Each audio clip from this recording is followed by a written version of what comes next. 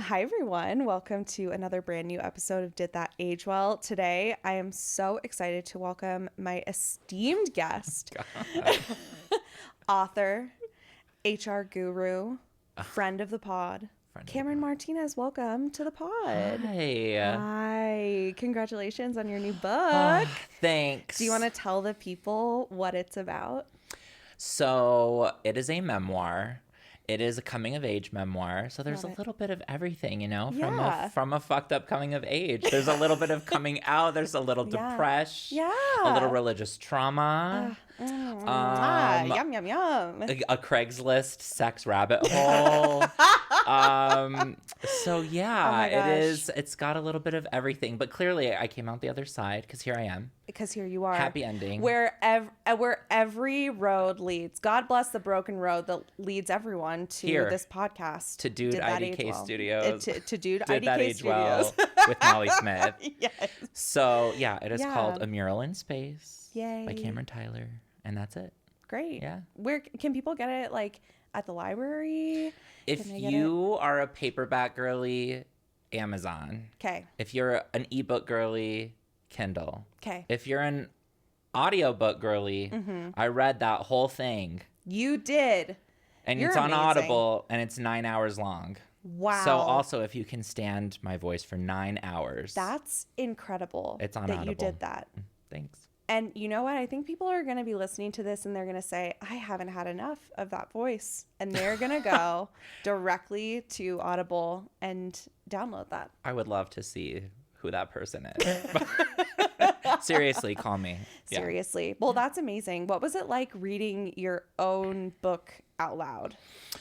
For the most part, it was really annoying. Sure. Because I also self-produced it in my closet of all places. Wow. Which is exactly where He's you in the should. closet, Yeah, and- yeah. that's exactly where you should record your coming out story. Yeah. Is You in the should closet. get right back in that closet and record it there. So I really felt like I was in it. Because I was. Yeah, And immersive. It was immersive. It was immersive therapy. It was, some of the parts were harder to read than others, but for the most Yeah. part, it mostly just sucks because we live here and it's so dry. Yes. So I had to record like 3 seconds and then drink water. Yeah. So it's a 9-hour book, and it probably took, I don't know, like 50 hours because Whoa. Yeah. you just have to keep doing it. Of course. So yeah, it was Wow. exhausting. Oh my God. Literally, you guys, if you don't go buy this book Then after I slaved this, for nothing. it was for nothing. It was for nothing. Yeah. Back in the closet for nothing. I went back to the closet for Yeah. you, America. Yeah. So And I would do it again. Especially in the next 4 years. in the next I 4 might years, have to. we might so. all be. Yeah. Yeah. Yeah. Okay. So I'm so excited. I'm so excited to read it. Honestly. Well, I'm excited for you to read it. It's Yay. actually really weird because Okay. it just came out, so now people are starting to read it. Yeah. And it's like, obviously it's a memoir, so it's like true stuff. It's like about you. And it's obviously a lot of stuff I've never disclosed before. So it's a Yes. lot of people who have known me for a long time being like, what? So when we Yeah. were doing this, you were doing this, and I was like, yeah, Yeah. pretty much. That is the thing that we spent when I was in college and I took a creative nonfiction class. And I love to write creative nonfiction. I feel like the thing that we talk about the most is like, how do you make yourself a character and also not like hurt other people's feelings? Oh, yeah. Yeah. I didn't worry about that as much. And that is exactly what we want to hear.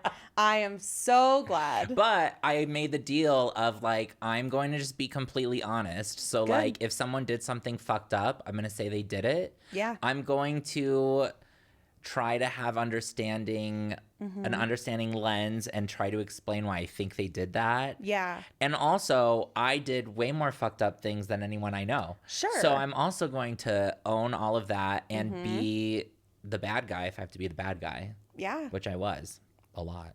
Wow. I love that. We love a villain. It's actually Yeah. a villain origin story. It is a what villain, it or is. oh Yeah. my god, every fucked up thing about me now, you'll find out why Yeah. I'm like that. Oh my God. Yeah. How illuminating. I love that. Yep. Okay, so today we're talking about All Over the Guy. Yeah. And I need to know your history with this movie. Okay, and I feel like I need to explain my history because I Defend yourself. I'm going to defend myself. When I wrote to Molly and was like, I want to be on this podcast, I know what movie it should be about. there's this movie called All Over the Guy that I think has aged so well. And in some ways, I will go to the stand and testify that it has aged well in some ways. Yes. In my mind, though, when I suggested it, I was like, it's aged well, period, end of story, bottom line. And now I realize, okay, I watched this movie for the first time when I was probably like 21. Okay. This is when I was drinking very heavily and had not gone to therapy and and didn't find the two protagonists as horrific as I find them now. Totally. Yeah. Yeah, you're like, I could They're the fix worst. him. I could save him. Yeah, I think that at 20, well, one of them literally has an alcohol problem. Yes. That's like his thing. That's like kind of his whole thing. Yeah, and I think I was like, you know what? I get why he's so mad. And now I'm just like, yeah, I get why he's so mad and why he should go to therapy. And then the other one is neurotic. Oh my God. And I'm just like, oh, he's not very. Why would the other guy even like him? He's honestly, I do think that this might be in part because like one of the stars of the movie was also like the writer, like made this movie. And I will say, if I was writing and starring in a movie, I would make sure that my scene partner is as hot as it gets. I would say, this is the person, like whoever my love interest is, I'd be like, we're going to find the hottest person.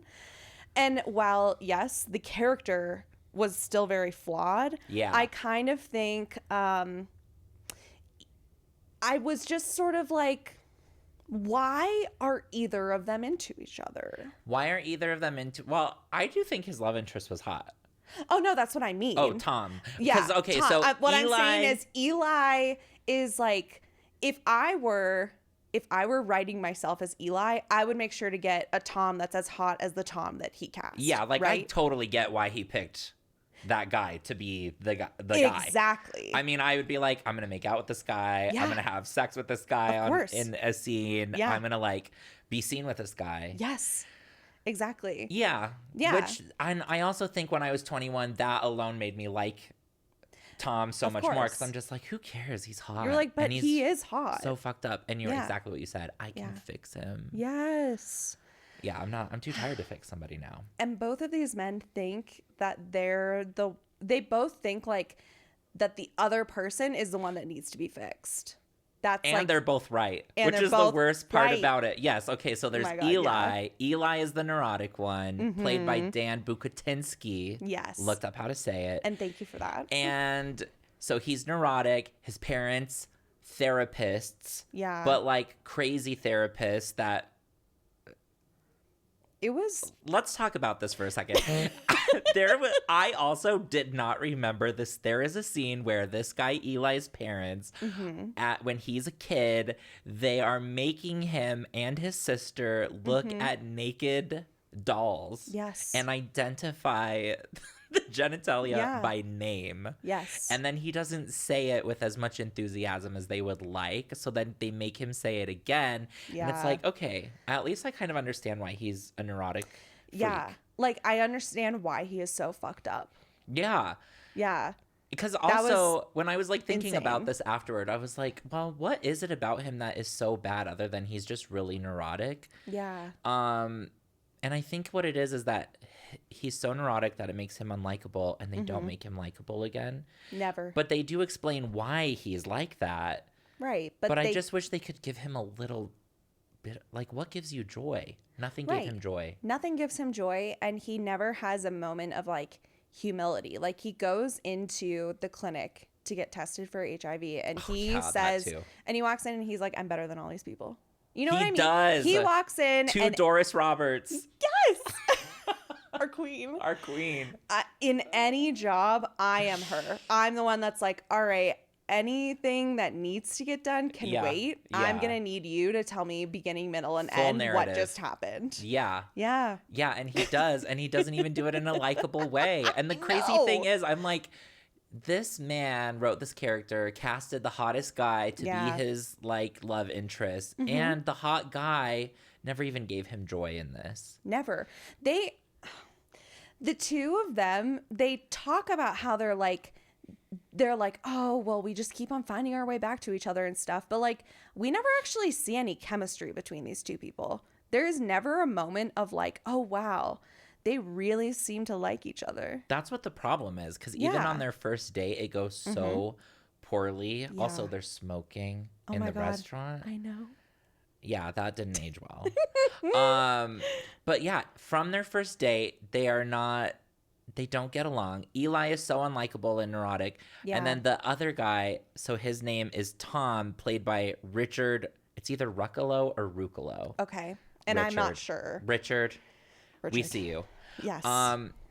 Also, unlikable, not because he's not attractive. Obviously, we've been over that. He's so hot. But because he has an alcohol problem, because his parents, and they really decided to do Let's Explore the Parents. They really leaned into when they wrote this. Yeah. His parents, both alcoholics. His mom, the mom from Growing Pains. Yeah. Joanna Kearns.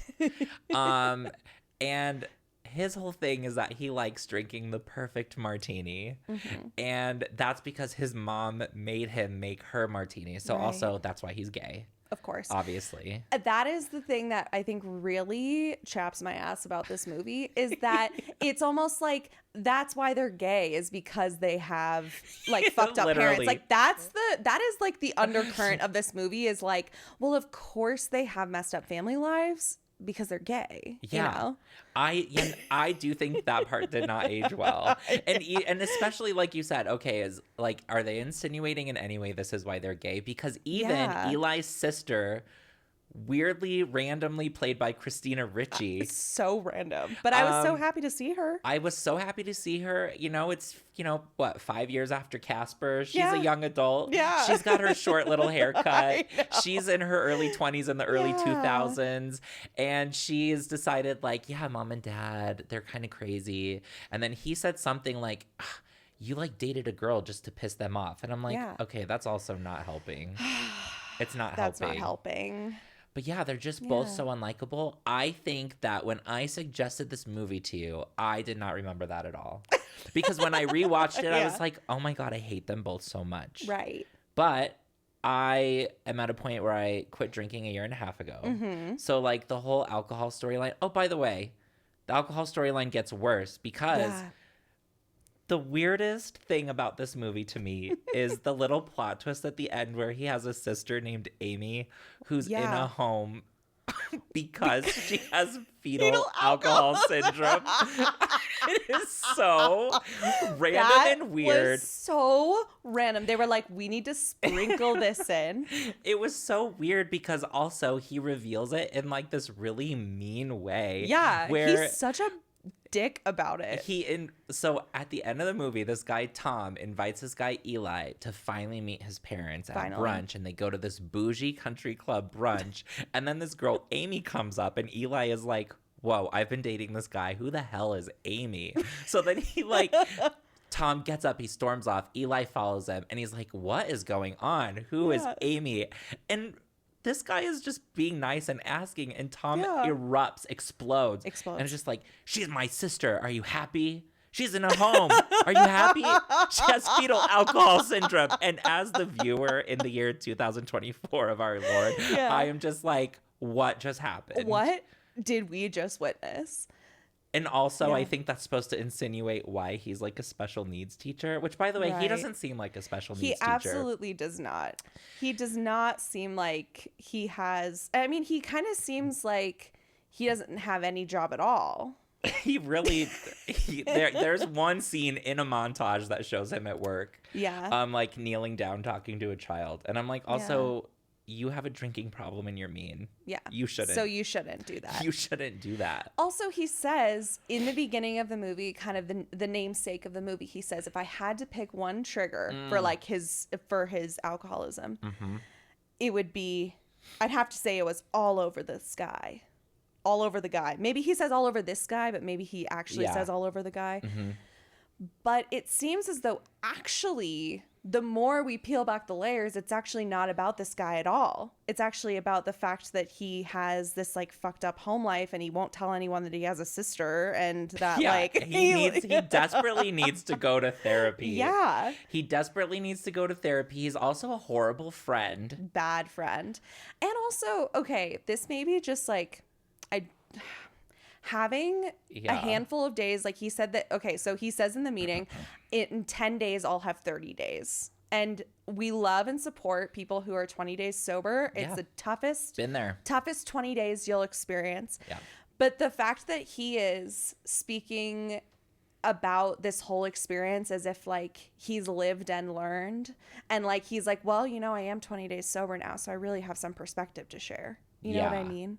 It is kind of a classic red flag. Red flag. That's what I would call it. I'd call it a big red flag. It's a red flag. Yeah. So neither of them are particularly likable. That is the thing I felt worst about when I watched it and was like, wow, Molly's going to watch this. But I will say the main thing that I told you when I was like, this movie aged well, it is a pre 9/11, which is how I describe this, because I think that is a very clear marker of time. Yes. Especially as it pertains to like gay movies. It absolutely There was no Brokeback Mountain when this came out. No. And Brokeback Mountain is archaic as far as like gay cinema. Yeah. Modern gay cinema. Yeah. So like this is from August 10th of 2001. Yeah. I'm not saying this was the reason why I'm not saying that. But I'm not. I did look up the date today because I was curious. Like how pre-11? How pre-9/11 is this? 1 month and 1 day. I don't know. You do the math. I don't know. I am not a conspiracy theorist. Not saying. I'm not saying that was retaliation. I don't know. I don't know. But it came out 1 month before 9/11, so it is technically pre-9/11. It absolutely is. I think that the story is actually aged well. Because the story really is this. Eli, the cynical one, like the neurotic one, he has a straight best friend, which in and of itself, I thought was like, that's pretty good for 2001. I really liked that, especially because they were proving wrong that girl, what's her name? Jackie. She's like, okay, so I'm a woman and I know gay men and I know that you aren't going to have a straight best friend that you're not fucking. Exactly. And then guess what? She was proven wrong. She was proven wrong. That. And so I like that, also played by Adam Goldberg, who at the time I feel like was in so much stuff, but I can't think of anything that he was actually in specifically. Yes, he is one of those where you're like, he's in everything, but I can't actually tell you what he was in. And so is she. Yes. I actually had to look up today. Well, I do remember Adam Goldberg is in an episode of Will and Grace where he plays Will's bully. Yes. And I love that episode. Yeah. And I love him for that. I was like, I know I've seen her in something. Apparently she had a show on Lifetime for 6 years. Oh my God. Rizzled and Isles or something. Good for her. Never knew that. Also, when she made this movie, she had just come off from doing 20 episodes of Dawson's Creek. Wow. So that's like a name they had that I didn't even realize. They had another name besides all the cameos. Wow, that's amazing. I know. Wow. So okay, so there's this straight friend, Brett, who is the straight friend of Eli. Yeah. And then Tom, and I think this is interesting too, because he's like the more mask one or the more butch one. Yeah. His straight best friend is a woman, which I think it would have been easy for them to do it the other way around, but I like that they did it the way they did it. Me too. And her name is Jackie. That's the one who is, I think her name's Sasha Alexander. And so I like that this whole premise of this is like these two straight people are like, we want to find out more information about each other. We each have a gay best friend. So we're going to set up the two gay best friends to be together so that we can get information for ourselves. Yes. That could be a movie today. And they're so real for that, honestly. They're so real for that. Yeah. People would be doing that, and it would be like with Instagram. Yes. And like, okay, you add this person, go on a date with this person, go hook up with this person. I think this movie could be remade. I so agree. that is one reason I will say it aged well. Yes, absolutely. And who doesn't love to play matchmaker? It's a matchmaker movie. I'm actually surprised I can't think of another movie that is like two straight people being like, let's set up our gay friends. Yeah. Even now. We should make this movie. Okay. No one make it before we make it, okay? We're going to make it. It's copyrighted. Yeah. And that's official. I'm going to call Dan Bukatinsky tonight and ask for the rights to this movie. Absolutely. I would take out the HIV part. I'd take that out. Because I don't think that would happen now in the same way. That's something that didn't age well that you brought up, that he does. I don't even have that in my notes, but you said he does go in the very beginning to get tested for HIV. Mm-hmm. Doris Roberts, our queen and savior, is working the desk. And it is so funny because that's not really, I mean, people go get tested now. Right. But A, it could be rapid. B, people are like on PrEP now. It's not like, that part would have to change. Yeah, definitely. But I do think that we should definitely keep the part where we're hearing just her side of the phone conversation where she says, well, did you suck his dick? Well, then you better come in. I wish we could get her, but she's dead. I know. So we're keeping that line. We're keeping that line. Yeah. But do you think you could fill her shoes? Oh. I would love for you to play the receptionist. Honestly, I will. We've already established you are that woman. I am that woman in the office. Well, then I'm going to be a more likable Eli. Of course. Mostly because I want to be able to cast my own hot husband. Of course. And who are we going to cast? Oh, God. You know what? I just saw Wicked last night. I have to say did? Jonathan Bailey. I just saw it last night. Wow. G-A-Y gay. G-A-Y gay. F-L-A-M-I-N-G flaming. I would absolutely. And you know what? I would still give him a drinking problem. Yeah. But I would make him less mean. Yeah, less mean and maybe like sober for a little while longer so that he like is maybe a little bit further down in his journey and is able to be like, oh, maybe I was handling that inappropriately. You know what I mean? Yeah. You know what? I kind of feel like maybe that was a Gen X thing that drunks were so mean because I know a lot of millennial drunks. Mm-hmm. Used to be one. Not that mean. Not that mean. No. I feel like a lot of my friends are going to respond to this and be like, Molly, I was mean. But guess what? I don't remember. I was blacked out, bitch. Yeah, I don't maybe remember. That's what it is. Yeah, maybe we were just like surrounded by other people who are being mean and we just don't remember. But honestly, no. Like when I think about people who were like mean drinkers, it's like all people who are a lot older than me. I do think like it is a generational thing. Drunks aren't the same. You know what? I probably wouldn't even give him an alcohol problem because I think that is so out now. Yeah. I think he would just be like such a stoner, but he wouldn't be mean. I think my problem with him is that he'd be lazy. Yes. He would be lazy. He can't be a special ed teacher because he's not. We can't trust him around kids. Not because he wouldn't pass the drug tests. Exactly. He's a stoner. Yeah, he's a little stoner. Mm-hmm. A little gay stoner. And we love him for that, honestly. We do. I think that, okay, while I really do genuinely like the character of Jackie. Yeah. I do think also one thing that doesn't age well is, but I think that this is something that a lot of women do. And this is going to sound hypocritical coming from me, considering who I am, who I surround myself with, the listeners of this podcast, the guests of this podcast. But I do think it is really annoying when women who date men are kind of like, well, I am the expert on gay men. Oh, she literally says, I invented them. I practically invented them. I know gay men. I practically invented them. Yeah. I do think that's a stereotype that we probably wouldn't bring in. Yeah. To our movie when we produce this. No. When we produce this. But you know what? I would have the straight guy say that because I think that would be funny. I think that would be funny too. Not enough straight men think they know gay men well. Yeah. And guess what? They do. Many of them. Many of them do. Many of them do. I think I would keep, because I like that line. I know gay men. I practically invented them. But I want Brett to say it in our remake.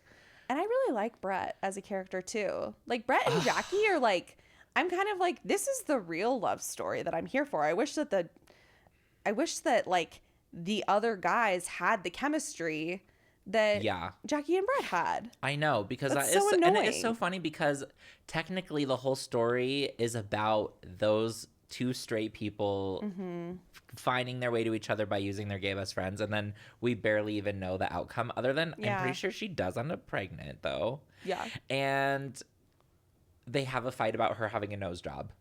That's the right. only part he does not shine through as a knight in shining armor. He gets mad that she hid from him that she had a nose job. Yeah, and I'm sorry, that's not okay. If you get a nose job, you're not hiding.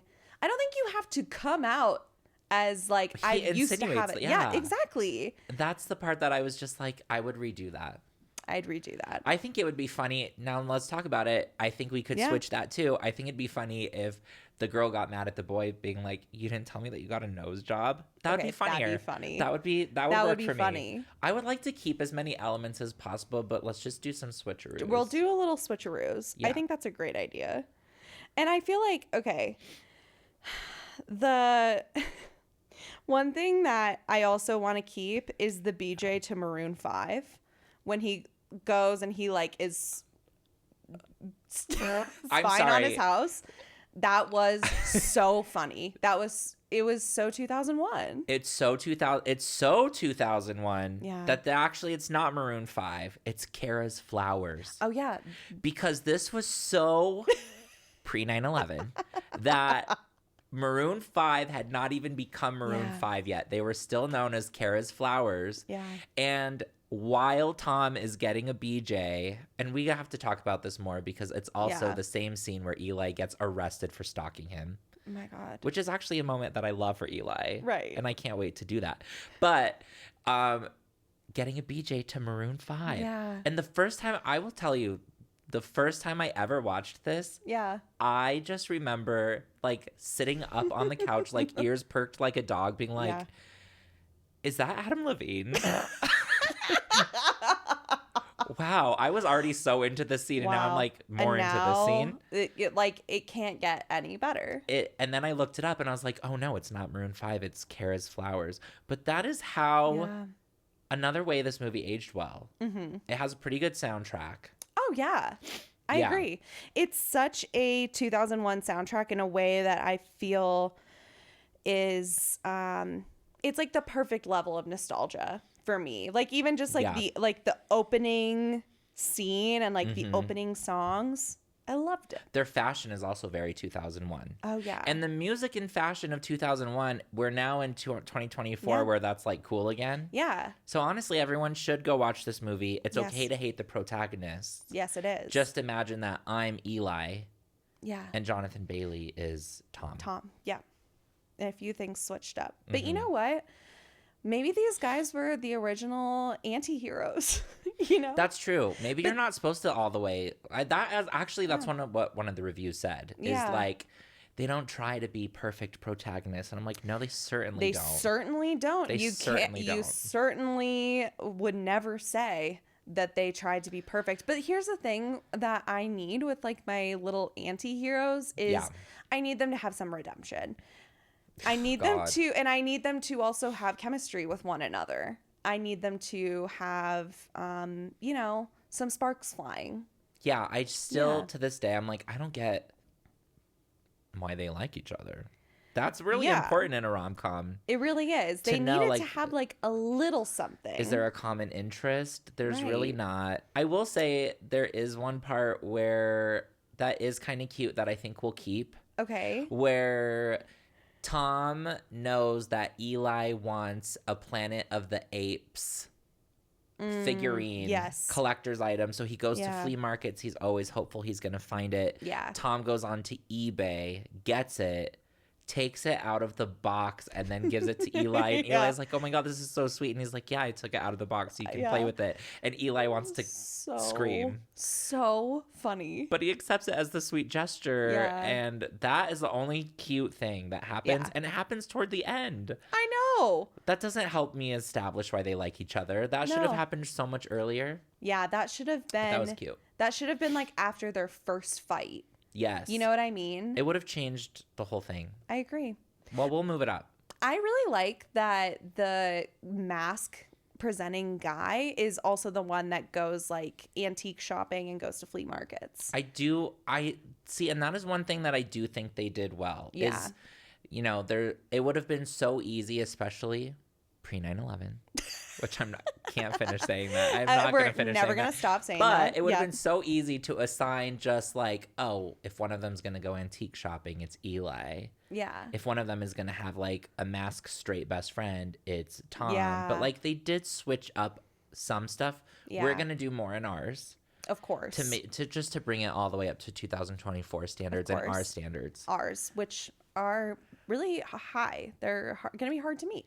I will say one cameo I would love to keep is Lisa Kudrow. Oh my God. Lisa Kudrow has a cameo that is so random. Apparently Jackie's job is radio commercial producer. Yeah. And Lisa Kudrow is the talent. There's no reason we can't keep it that way. Oh my God. It was amazing. And I loved that Jackie too. Like we like her, and also she's kind of mean. She is. But that's what we need to do with Tom, is we need to make him likable like Jackie, so that when he's mean, we're like, oh yeah, he's so cunty. Go for it. You know what I mean? Him being Jonathan Bailey is going to help. I absolutely agree. That will help. The character also, I also don't think we're going to give him a sister. No. Sorry to Amy. And this is not fetal alcohol syndrome erasure. No, this is just not. That it wasn't the right avenue. I'm not going to, here's how I'm going to frame it. I'm not going to exploit fetal alcohol syndrome in the way that they did in this movie. By throwing it in the 11th hour. As a shock factor. Yeah. Amy has fetal alcohol syndrome. She lives jaws in on the floor. Yeah. We're not doing that. We don't need to do that. He's just going to be hurt by his parents. Yeah. That's more realistic. In the realistic way. Yeah. And maybe his parents are even kind of like on the line, like not total villains, but just like they have some issues of their own type thing. Yeah. I don't know. Do we even really need to involve the parents in this movie? I only want his mom involved because Joanna Kern's playing his mom, making him make martinis was so cunty. I loved it. I actually love that too. So I do want him to have like, I want his mom to be an alcoholic and totally cunty and slay. Yeah. I don't need the dad. And the therapist parents, that was too much. We're reconfiguring those roles. Cut that. I mean, they could have made him neurotic in a lot of other ways, except for other than spreading open a Barbie's legs and making him say vagina 5 times. Yeah. We really didn't need that. No, we'll figure out something else. Yeah, we can do that for sure. But yeah, I don't know that we really need to keep the parents other than the cunty mom. Other than the cunty mom, which of course we need. We need. One thing that I would really love to keep too is how Eli like gets fixated on the way that Tom uses some phrases incorrectly, like how he says, "You do the math." Okay, first of all, I love saying "you do the math," and upon watching this again, I'm like, is this movie what made me start saying that? That is so funny. I say it all the time. I don't know, you do the math. I don't know, you do the math. I love that you say that, because when I saw this movie, I was like, I really should be saying that more. I think I accidentally said it 5 minutes ago when I said 9/11. This came out a month before 9/11. I don't know, you do the math. Roll back the tape. You do the math. Roll back the tape. You do the math. I say that a lot. I say that a lot. But yeah. Also, speaking of that, the Fuzzy Wuzzy scene. Oh, yeah. There's a scene where Tom says the thing, which is Fuzzy Wuzzy so fucking was a funny. bear. Fuzzy Wuzzy had no hair. Fuzzy Wuzzy wasn't very fuzzy, was he? Yeah. And then, or Tom says that, and then Eli is like, no, it's not was he, it's was he. He wasn't very fuzzy, was he? But it's not was he, like you're asking. And I'm like, the sad thing is I'm that neurotic bitch that I'm like, me too. No, he's right. Oh yeah, me too. I identified, you know what? That was my moment where I was like, I really do have empathy for Eli, because like I used to date someone who would like find a new word and kind of like try it on sometimes, or like find a new phrase and try it on, and it would be like not correct. Mm-hmm. And then there was also a time once that I really, like, I resonated with Eli and Tom's argument when Eli's like, that's not, like, it's not what you think it means. Like, when he says, you do the math, like, I had a flashback to a moment when I was riding in the car with my ex, and and he said something about, like, I think he said, like, penultimate, but was using it, like, not as, like, the second to last, but as Yeah. like the most ultimate. And we were like in an argument, and I was like, No. oh, I was like, I kind of like did one of these, and he was like, what? And I was like, that's actually not the right way to use that. He was like, you gotta be kidding me. Oh, I'm the exact same way when people say, I could care less. Yeah. No, sweetie, you No, couldn't you care couldn't. less. Because you care the couldn't. least. Yeah. You couldn't care less Yeah. than the least. Yeah. Or pacifically. I had a boss that always said pacifically That's instead of tough. specifically. That's tough. And I couldn't correct her. No, because she's your boss. And she was a Trump supporter. Ooh. She scared me. Yeah. Especially, Literally, and now I'm scared of her all over again. Yeah. She could just take out a gun and be like, Yeah, she's back in power. Yeah. It's the worst. Okay, I'm glad that we both, that's one thing we're keeping then. For Yeah. when I am Eli, we're keeping, Tom is going to say you do the math. yeah. And Fuzzy Wuzzy Gate Yeah, stays that in the was 2025 so version. Funny. I loved that. I loved it. I loved it. I think that as a writer, you have to put in the things that are like your own little obsessions in That your felt little movie. real. That felt so real. I was like, this has happened to That somebody. aged well. Yes. That's relatable. There are always Yeah. going to be people who are smarter than other people, like Yeah. us. Us. And then people who are less smart, like your ex. Like all our exes. Like all of them. Are obviously dumber than us. Obviously. But that has to stay in there because that's going to be evergreen. Absolutely. Okay. That's Okay. good. That's good. Okay. I'm glad we agree on the Fuzzy Wuzzy Gate. I just wrote Fuzzy Wuzzy Gate in my notes because I knew if you didn't bring it up, that's all I was going to say. I think it's probably my favorite thing about the movie. That part was my favorite part of the movie. It was so fucking funny. I think that is probably the most well-written part. Yeah. I also, oh yeah, going back to the BJ to Maroon 5, Kara's yeah. Flowers. Yep. Eli gets arrested because Eli is, as this BJ to Maroon 5 is happening, Eli is like about to write a heartfelt letter, or he wrote it and he's about to put it in Tom's mailbox. The creepy thing is it's like 3 a.m. Yeah. It like shows the clock and it's like 3 a.m., which I'm Yeah. like, you are actually terrifying. But also, if we're being honest, we've all been up at 3 a.m. Look, being a psychopath. there's a reason why Matchbox 20 has that song that says, it's 3 a.m. I must be lonely. Well, That's exactly. Matchbox 20, So I'm right? like, I am like, okay, I don't want to be judgmental. In the year 2024, would he be at his house? Maybe not, but maybe he'd be like hacking into his Ring camera or something. I don't know. But it's not, it's not unimaginable. Sure. Well, a neighbor sees him after he like goes to put the letter in the mailbox. He catches a glimpse of what's going on inside to Maroon 5. Of course. And then he can't help but go get a closer look. But by then the neighbors called the police. And as soon as he gets ready to leave, he gets arrested. And then his face gets printed in the paper, which is very unlikely because also they're in LA. They're in LA. There's a lot of other stuff to report about in LA. 100%. We won't keep the newspaper thing in there. Yeah. And that's how you know that it's pre 9/11 because what else was on the news, you know? Yeah. Well, yeah. There was a lot more free space for about one more month. Yeah, for about another month. And then, yeah, they would not have cared about stalking. Yeah. Maybe in our version, he'll go on a blog will post that he was arrested or something. Oh, yeah. Like there's some sort of like blind item. I still should be arrested because I do think that's also a real thing is morbid curiosity. Yeah. I do like that he got arrested for stalking. Yeah. And I like that when Jackie later finds out about it, when Tom tells her, she's like, oh, he got arrested for stalking you. That's so sweet. And I'm so like, sweet. That's true. That's not wrong. It's not wrong, but it's like they're both fucked up enough and it actually was innocent enough that it's not like toxic. Totally. Out of but all you know the what toxic was things. toxic was when he was like, he got mad at Tom for literally just talking to another guy. They were like, I was the like, stripper? yeah, but they were just chatting. That's true. I thought and he they left were without all saying at the anything. party. Yeah, he literally was just like, ugh. Yeah, there is a bachelorette party. The stripper is hot. Tom talks to the stripper. Eli sees this and immediately just walks out of the party and leaves. This is why I'm just like, my biggest beef is that these Gen X fuckers are probably the I mean, that's like my parents' generation. Yeah. They're like the people that are like, I would never go to therapy. And obviously, this is not all Gen X. This is such a generalization. coming from the point of view of a millennial. Right. With Gen X parents who desperately need therapy. Yeah. But it's like, if they had just said what they were thinking, yeah, none of the problems in this whole movie would have happened. And that's why we need them to be like a little bit fucked up and like not communicate, because if they were normal, well-adjusted people, you can't have a comedy of errors like this where it's like, oh, I just didn't know, because if they were normal people, they would just talk about it.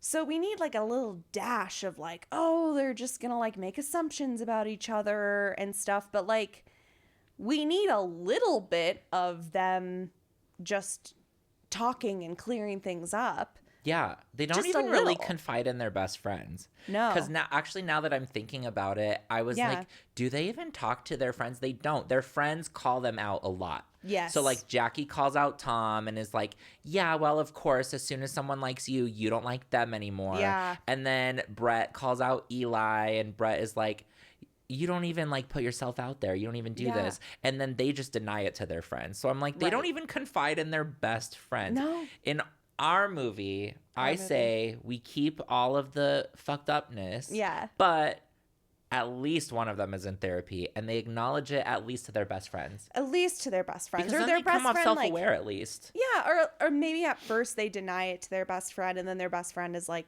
well, you do this because blah, blah, blah. And then they kind of break down and they're like, you're right, I do. Or they like ask a question. They're like, well, did you run away like you always do? And then they're like, yeah, maybe I did. You know? And that is so real. So real. That's the millennial experience, if you ask me. Girl, at least that's what happens with my friends. Friends, drop in the comments. They would, know. Friends, don't you think? Yeah. Like, and you're right. Initially, when my friends call me out, I deny it. And then usually like 5 seconds later, I'm like, oh my God, I hate you. Yeah. I hate you for that. Thank you so much. I love you. Yeah. So yeah, we're going to put that into our movie because now that you say that, it's like, they don't communicate with each other. And they don't communicate with their best friends. No. Let's utilize the best friends more. Yeah. We're going to give the straights some more romantic airtime and also let them be better friends. Yeah. They need it because I just think these protagonists are so up their own assholes. They're so up their own assholes. They truly like don't even care about their friends' romance. Like no one's asking like, "Oh, Jackie, like what did you like how was your date with that guy Brett?" No one's asking. No one he's cares. Not a good friend. He's not a good friend. No. Yeah, we're going to make them both better friends as well. Yeah. Actually, Eli is a pretty good friend. Yeah. He helps Brett paint that chair. He did. Also, Brett's weird brother. What was up with that? That was another thing. You know what? We're taking out Brett's weird brother and Amy. We're cutting out the siblings. We don't need them. I think, I think Dan Bukatinsky, I admire what you did when you wrote this, if you're listening to this. And I think there was some fat that could have been trimmed from this cast. And speaking of fat, I did not love when Jackie said, oh, it made me look like a before picture from Jenny Craig. Oh, not great. Girl. Yeah, talking about literal fat jokes. Yeah. That was... I feel like she had a few lines that there were a few. We're going to have to revise Jackie's dialogue. There were a few lines like that one, and then something about a special bus that was not actually related to that to Tom's job. Or Amy. Yeah, not related to Amy. Our girl, our queen. I do wish that at least we could have met Amy. I know, it's so bad, but I'm just like, if you're gonna bring up Amy, bring up Amy. I felt like a real housewife in that moment. Like, let's talk about Amy. Let's talk about it. Where's Let's talk Amy? about it. Don't just talk about it in the confessional. Don't just use her as a story. Bring out Amy right now. Yeah, get Amy on the mic. Why wasn't Amy at brunch? I know. Also, that brunch scene could have been so much more interesting if they're like, this is Amy. Yeah, well, Like, what if he This didn't is know her. that Amy was coming, and then the parents are like, "Oh, and Amy's on her way in the special bus." And in that instance, Which maybe very we well wouldn't could have have happened. we wouldn't have called it maybe the special bus. We would have just said she's on her way.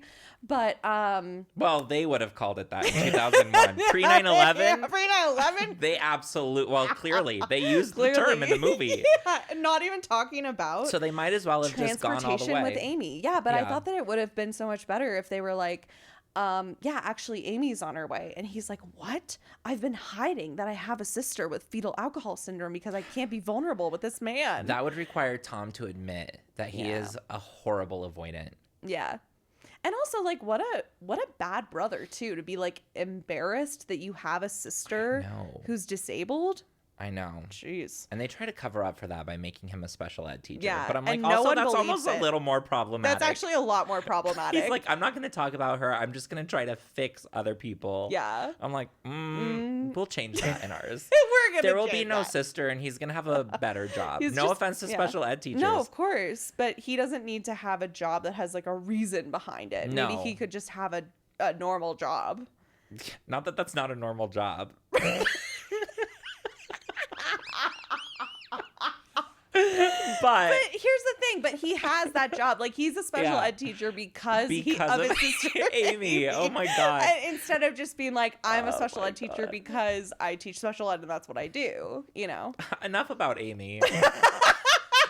Now I'm getting sick of Amy. This is why she's getting cut out of our movie. She's cut. because- Amy, you've taken up too much time. I'm glad she wasn't in it. I'm glad. Honestly, I'm glad that she was sent away because we don't have to see her. No. There was another thing that somebody said that I was like, whoa, that didn't age well. Oh yeah, something about only to the sight and hearing impaired. I don't remember what that sick burn was supposed to be about, but it was basically like, I don't know, it was just a little off color. I'm guessing it was about like, yeah, something that looks good only to the sight Right. and hearing impaired, or Yeah. someone being attractive only to the sight or hearing impaired. Yeah, it was something like that. That is one thing I will say that I think, especially in a lot of, I mean, I've seen a lot of gay movies from this time period because Yeah. when I came out it was like the late 2000s. Right. So everything that I could like illegally pirate was Right. the stuff from the early 2000s Yeah. on like those Japanese pirating websites. Yeah, of course. So like this is very much in the same era of like Not Another Gay Movie, and there's a sequel to that, and then like the Eating Out series. Mm-hmm. And what I notice about so many of the gay indie movies from this time is they very much thought like, well, this is a gay movie, so we can be as racist, Yeah, misogynist, of sexist, and course. ableist as we want. And it's Yeah. like, yeah, maybe that was like an era. And in comparison to the other movies, I feel like this movie doesn't do it as much. But Yeah. Jackie in particular Yeah. very much gives that. Yes. She's like, well, I have a gay friend, so I have a guess gay what? best I friend, can so say I- the N word, and it's just she doesn't. She doesn't say the N word. But I wouldn't be shocked if Jackie said it. I wouldn't be shocked. I wouldn't be She's like, shocked. well, I was just singing along to that song. That's That and would that's be Jackie. exactly the energy. And I Yeah. have a gay friend, and it's like, sweetie, that's not gonna be enough. That's not. No, but that is the energy she Yeah, gives. she really does. But yeah, I do think that accounts for like why some of the jokes, and we just wouldn't do that now. I just don't think we have to. We wouldn't. No. Our movie would be funny enough. We would lean into the fuzzy wuzzy bear stuff enough that like we wouldn't need little jokes that It weren't would be about the actually funny. general millennial neuroses. Yes. Like saying the wrong phrases. Yes. I feel like we should incorporate like some Gen Z stuff, but we'll have to get a Gen Z advisor. We're gonna have to get a because consultant. in 23 years, when Yeah. someone does that age well and they're Yeah. looking at ours, Yeah. I don't want them to find one thing No. that I want they're it to- like, Cameron Tyler and Molly Smith were like Yeah. such We're millennials. So millennials about that. Yeah. I want them to be like this aged, so it's timeless, it's evergreen. But you know what they will say about us being millennials? They'll say, well, of course they cast themselves in this movie. They're millennials. I know. Should we not do that? But I really want to. I think that's evergreen. Okay. I right. think boomers did it. Dan Bukatinsky, who's a Gen X, did it. Yeah, he I'm going to did. do it. And Gen Z of course cast themselves in their entire TikTok feed all day. Of course. So if some Gen Z kid said that to me, I'd be like, shut the fuck up. Who's in your TikTok videos? Are you filming your friends and posting them on your feed or yourself? Right. This is just a fancier TikTok. It's like a long TikTok. Now I sound like a boomer. Yeah. Because now I'm saying that's all they do is go on TikTok. Go on TikTok. That's all they do is go on TikTok. It's fine. Right. Okay, let's see. Cop strippers, they just don't really do it anymore. It's like there's this one time when I went to Thunder from Down Under. Oh, been there. God bless. God bless. But there was this one dance routine where they dressed up like, and I think it might be like, a cultural barrier. They're from Australia. I don't know that much about the Australian military, but they did this like, men in uniforms thing where they were like, they like dressed up like hot army guys. And I was like, oh, this doesn't really do it. No. And I felt the same way when the stripper showed up to their place doing like the hot cop thing. I'm like, I don't know that this really does it anymore. That was very 2001. Yeah. We're not having a cop stripper in ours. No. I'm actually trying to think, what is a different profession that we can be like, you know what? That's a hot job. Yeah. I would like to see a stripper therapist. While we're on the... I want someone who is so hot, by the way. Yeah. It's still going to be a hot stripper, just not a cop. And it's going to be and imagine how much hotter this is, by the way, than a cop. If a hot ass man comes to knock on your door and he's in his suit. Yeah. He can wear a turtleneck. I don't care. Absolutely. Whatever this therapist wants to wear. And he says, I just came to see how you feel today. I'd be like, this is the best bachelorette party in my whole life. That's incredible. You know what we need? Okay, we need someone to come to the bachelorette party in their suit and their turtleneck, whatever. Yeah. They are a stripper social worker. And they say, I'm here to do a quick wellness check. Let's give it up for the social workers. Why are there never... Where is the stripper social worker representation? Yes. Therapist? Yeah. We'll probably draw the line at teacher. I was going to say special ed teacher. No stripping. Especially because as far as this movie is concerned, they're already drinking too much anyway. Yeah, totally. But yeah, I want to see... Let's give some humanitarians some stripper moments. Yeah. Not cops. Not cops. They don't need... No. There have been so many, throughout history, probably wonderful depictions of people in trades. Just look at the Village People. It's like we've got like the construction worker and we got the... Construction worker could still do it for me. Okay. We can't do a Native American Indian. Of course. We don't want to do a cop. What are there's just the firefighter? A firefighter I think is acceptable. I think that's fine. I have no beef with firefighters. No. Thank you for your service. Won't catch me protesting firefighters. I'll say that much.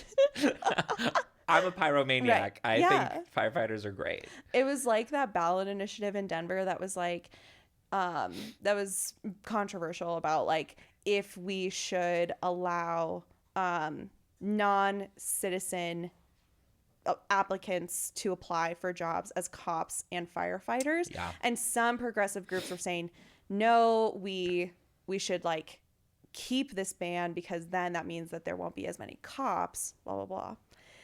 But I was like, okay, this is kind of, I'm like hearing both sides of this from like different areas of like progressive, I don't know, like different progressive schools of thought. But what really mixed it up for me was like the firefighters element of it. I was like, well, there's cops, there's also firefighters. I mean, this is not the same. If anyone wants to be a cop or wants to be a firefighter, more power to you. More power to you. And you know what? I'm glad. And thanks for your service. Thank you. Especially to the firefighters. But really, we're talking to the firefighters We mostly are talking to the firefighters. Yeah. No, they could be a stripper too. You know what? Why are we only going to have one stripper in our remake?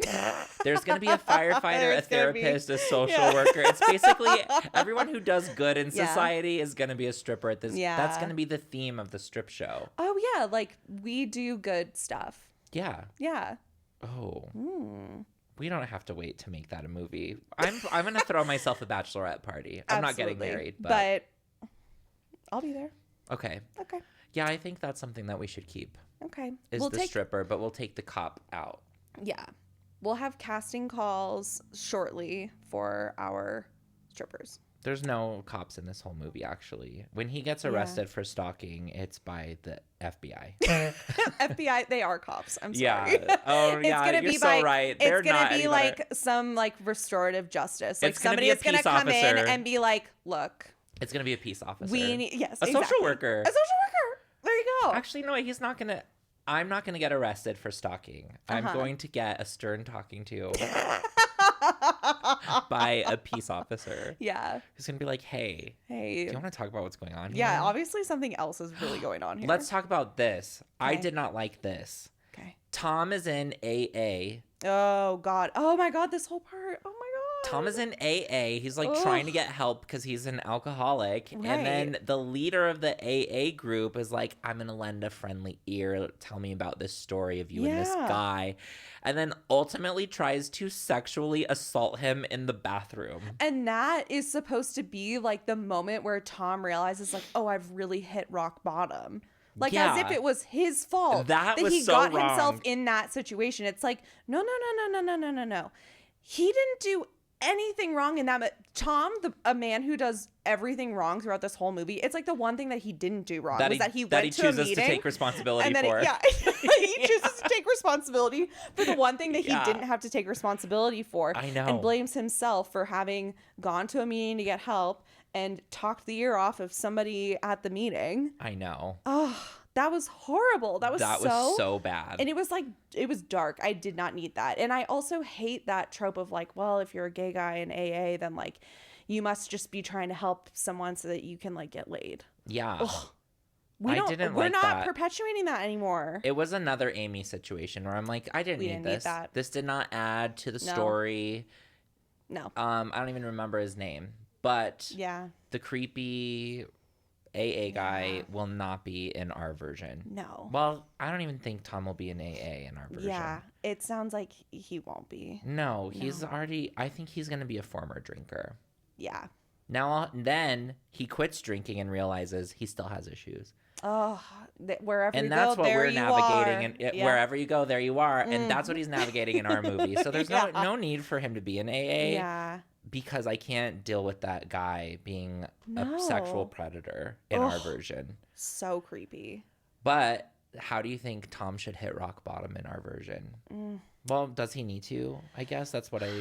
Well, I think that he needs to have realized that he has hurt his friend in a way that he's like, oh, this is a sign that like I have acted in poor character. You know what I mean? Like he says something offhandedly to Jackie because he has a short temper because he's so annoyed about Eli. Like, I mean, we can make it more interesting, but I just think that he has to do something that's like actually harmful and take actual responsibility for it. And it actually prompts him to do something. That's true. You know what I mean? And here's the other thing. I do want to be clear. I think I like that they're snippy with each other. Oh, yeah. I think that's like the cutest thing in the world. I think, little playful. I think if in ours, they're still going to be like that. But it's going to be obvious so much sooner that it's not really mean. They're mean to each other in this. They're really mean. They're mean to each other. Yeah. But it's going to be like, I do want them to have that little...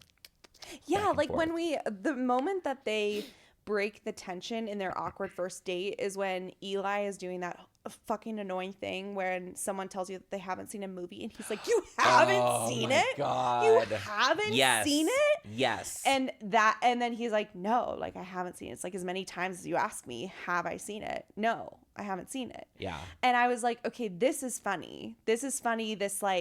This dynamic where they're kind of like, yeah. I don't know. And they're being real with each other. And he basically tells him, like, that's annoying. No matter how many times you ask. And then he's like, do you want me to say that I've seen it? Yeah, I saw it. I loved it. I loved that movie. And I was like, that is cute. That was funny. More of that. Also, it's weird that Eli's movie, like that his favorite movie was Gone with the Wind. We're going to pick a better one. Yeah. First of all, I literally said Gone with the Wind wasn't a good movie to use. It was so stupid. we're using The Holiday. Obviously. And we're Duh. specifically using the scene where Jude Law looks up and Cameron Diaz comes into the pub. Because I will cry if I think about it for too long. That's what we're going to use. We're not using Gone with the Wind. Yeah. So that's what Jonathan Bailey and I are going to be talking about. Absolutely. But I am going to have the moment where I'm going to be like, you've never seen The Holiday? And he's going to be like, no. Oh, should he keep his accent? Yeah. Why not? I don't know. Okay. I kind of want him to be American. Okay. Not that there's anything wrong with being British. But I don't know. Why is he here with a British accent? I don't know anyone in Denver with a British accent. God, and maybe that's just, maybe I'm a bigot. Maybe you've really surrounded yourself only with. I need to expand my circle of friends. Obviously. Because none of them have a British accent. But this is taking place in Denver, first of all. Of course. Representation first and foremost for my city. Matters. Yes. So why would Jonathan Bailey be here with his accent, I guess? I mean, like, there could be so many reasons. He's a nanny. Oh, he's a nanny. He's That an way, au pair. He can still work with kids, but he's not going to have an alcohol problem. No. We won't even do the weed problem. Yeah. Why does he have to have a substance abuse problem? Honestly, why can't he just Let's just get rid of it. We're scrapping it. And his enemy is not a substance, it's himself. Oh, Wherever you go, there you are. Absolutely. I think we are getting somewhere. I think I'm really excited. Yeah. I really think you're the only person who could fill Doris Roberts' shoes. That means the world. Mostly I can't wait to to just a be real like, one. oh God. Amazing. We can't have her again. I'm trying to think. Well, if we keep the little sister of Eli, who's like this progressive little twerpy girl. Yeah. We can't use Christina Ricci, even though she probably still looks the same age. She absolutely does, yeah. She's like Winona Ryder. They stay looking eerily young. I know. But like, I'm what's like, your secret, girl? Yeah, I do want that character to stay. And obviously Jackie and Brett. So I'll have to, who would you cast as Jackie and Brett?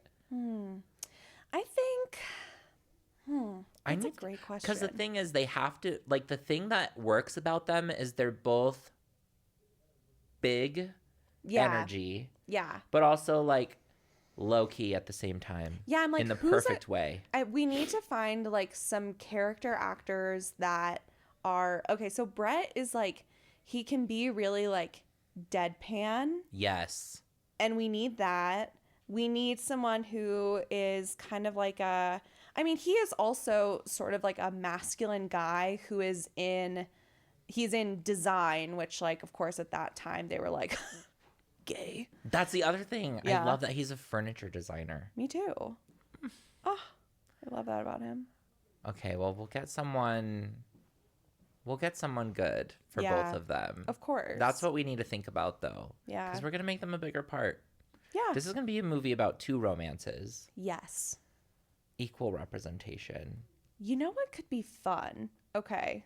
I'm really going to shake things up here. I'm ready. What if the gay ones were the normal, stable ones, and the straight people were the ones that were, like, kind of toxic and, like, bickering with each other? I would love to see it.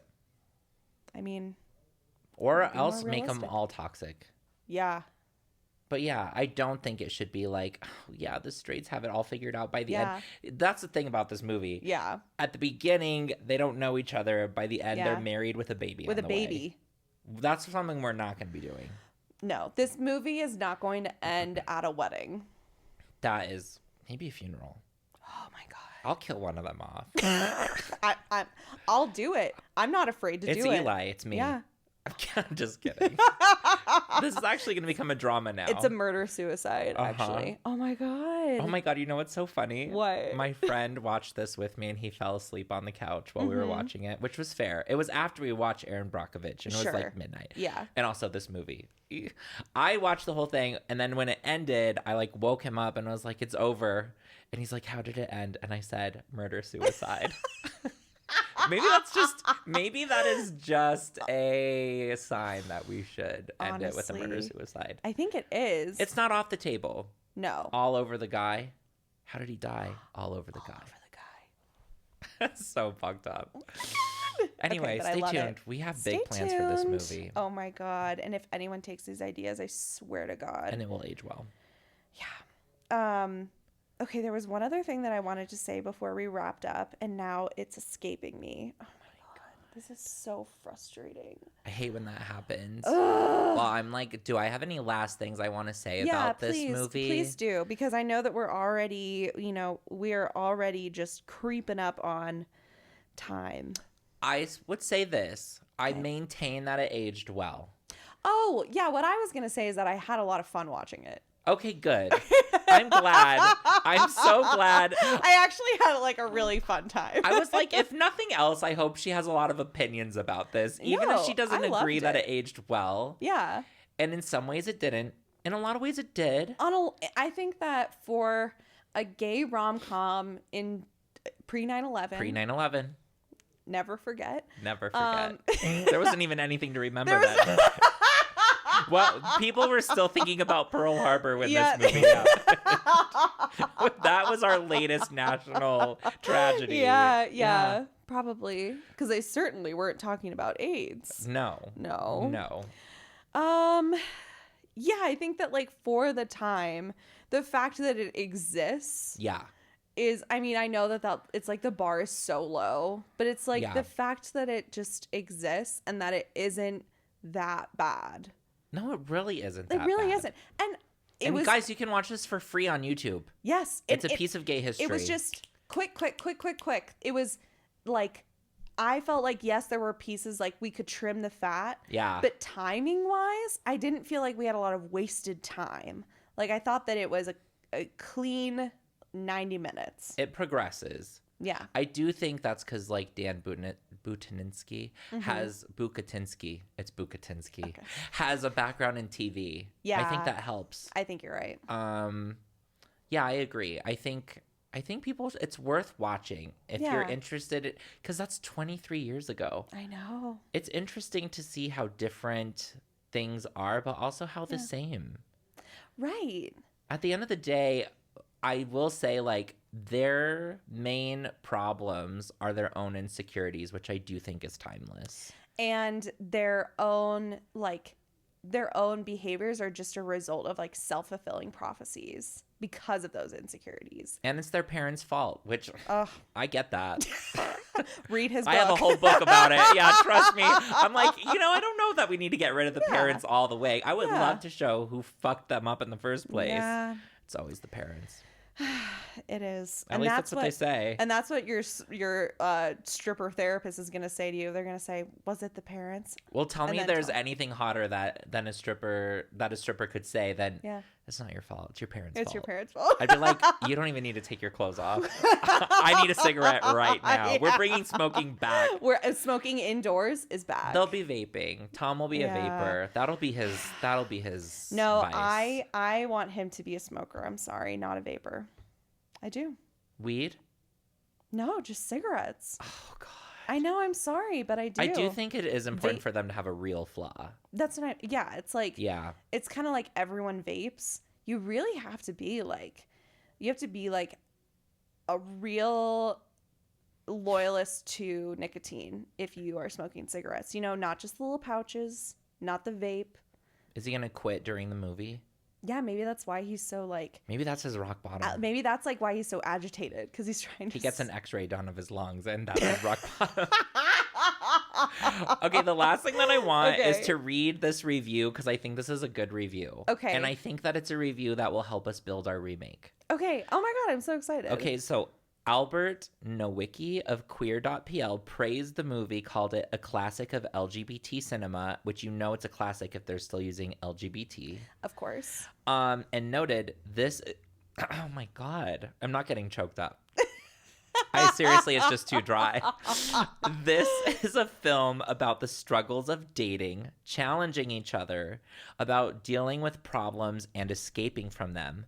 All Over the Guide doesn't feature faultless heroes, nor does it have perfectly articulated, calculated speeches that sound artificially and kitschy, like I'm Just a Girl from Notting Hill.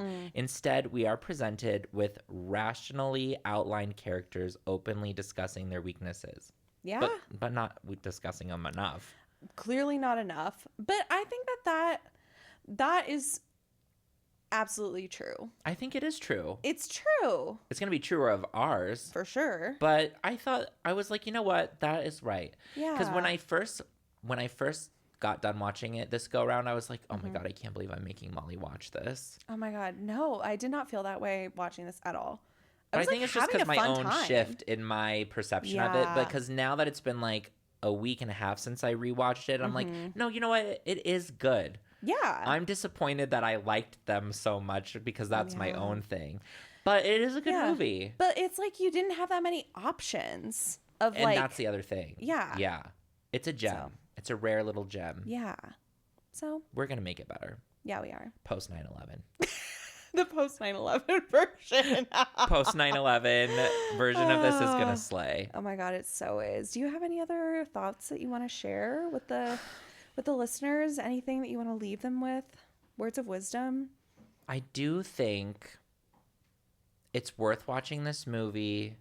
I do think there needs to be more movies about flawed characters in general, but especially like to this day in gay movies, I feel like I need to see more flawed protagonists. Okay. And I also would like to see less Abercrombie models. That is actually one thing I really appreciate about this. Yeah. A lot of people probably find it annoying that the same guy who wrote it then got himself to star in it. Yeah. But I love that because Dan Bukatinsky is not an Abercrombie model. Yeah. Like he's good looking, nice. but he's not like Tom. He's not old Hollywood. Yeah.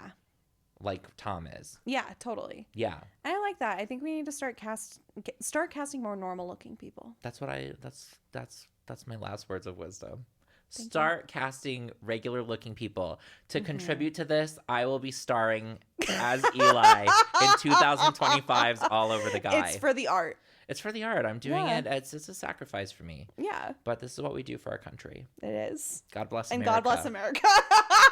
We have to. We're legally obligated to say God bless America now. Yeah. It's Trump's America in this post 9/11 reality. This is gonna be post second Trump presidency. So we're gonna really have to do it for the kids. We really do.